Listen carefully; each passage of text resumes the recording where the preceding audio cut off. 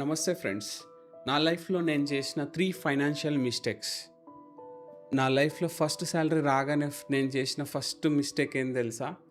బజాజ్ షోరూమ్‌లోకెళ్ళి direct iPhone 7 launch అయింది. Brand new ఐఫోన్‌తో బయటికొచ్చేసి. ఏం ఆలోచించలేదు. డైరెక్ట్ ఎళ్ళిందా ఎంత? డైరెక్ట్ అప్పుడే క్రెడిట్ కార్డ్ ఉండే. ఆ క్రెడిట్ కార్డ్ తీసుకొని గీకేసి ఈఎంఐ పెట్టేసుకొని డైరెక్ట్ ఫోన్ తీసుకొని వచ్చేసిన. మళ్ళీ నెక్స్ట్ 3 మంత్స్ తర్వాత నేనేం చేసిన, దానికి ఎయిర్‌పాడ్స్ కావాలి. ఎయిర్‌పాడ్స్ తీసుకున్నా.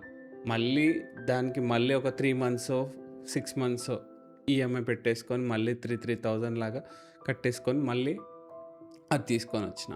దాని తర్వాత ఇంకోటి యాడ్ అయింది. అదేంటంటే యాపిల్ వాచ్ తీసుకొని దాన్ని మళ్ళీ ఈఎంఐలో పెట్టేసుకొని వచ్చిన. ఎవ్రీ 3 మంత్స్‌కో 6 మంత్స్‌కో ఏదో ఒకటి కొనేసుకొని రావడం. ఇట్లా ఎండ్‌లెస్ ఫైనాన్షియల్ ట్రాప్‌లో నేను పడిపోతూ ఉన్నా.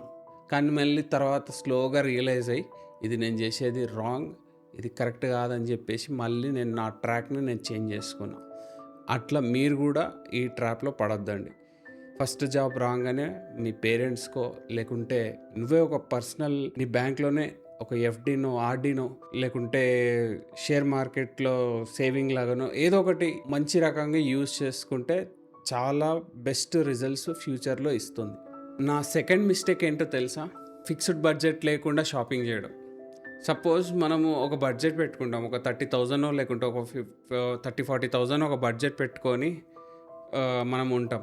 అంటే సపోజ్ ఒక టీవీ తీసుకోవాలనో ఒక ఫ్రిడ్జ్ తీసుకోవాలనో దానికి తగ్గట్టు మన బడ్జెట్ వేసుకొని మనం ఉంటాం. తీరా మనం షాప్లోకి వెళ్ళి చూడంగానే మనకి అన్ని మన బడ్జెట్ని మర్చిపోతాం. నేను అదే చేసిన. నేనేం చేసిన అంటే ఫస్ట్ వెళ్ళి 30,000-40,000లో ఒక టీవీ తీసుకుందామని చెప్పేసి నేను వెళ్ళిన తర్వాత ఆ బడ్జెట్లో అన్నీ అవుట్డేటెడ్, అంటే 1-3 ఇయర్స్ ఓల్డ్ ప్రోడక్ట్సే కనిపిస్తున్నాయి. మనకు కావాల్సింది బ్రాండ్ న్యూ కొత్తదే. సో నార్మల్ ఎల్ఈడి టీవీ కొరకని పోయి డైరెక్ట్ ఓఎల్ఈడి పట్టుకొని వచ్చిన. అంటే దీని పరంగా ఏంటంటే ఒక బడ్జెట్ పెట్టుకోకుండా, అంటే 30,000-40,000 ఎక్కడ, ఓఎల్ఈడి టీవీ కాస్ట్ 1,50,000 ఎక్కడ, డైరెక్ట్ 1,50,000 పెట్టేసుకొని ఫిక్స్డ్ బడ్జెట్ లేకుండా ఇష్టం వచ్చినట్టు తీసుకొని రావడం నేను చేసిన ఒక తప్పు. సో మీరు కూడా ఒక బడ్జెట్ పెట్టుకున్నారంటే ఆ బడ్జెట్కి తగ్గట్టుగా స్టిక్ అయి ఉండండి. అంటే ఒక 30,000-40,000 అనుకో, ఒక 5,000 ఎక్స్ట్రా అవుతుందంటే అంతేగాని దానికి మించి ఎక్సిట్ కావద్దు. Third biggest mistake, saving చేయలేకపోవడం.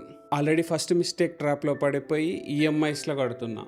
Second మిస్టేక్లో వచ్చేసి కూడా మళ్ళీ ఈఎంఐ కడుతున్నా.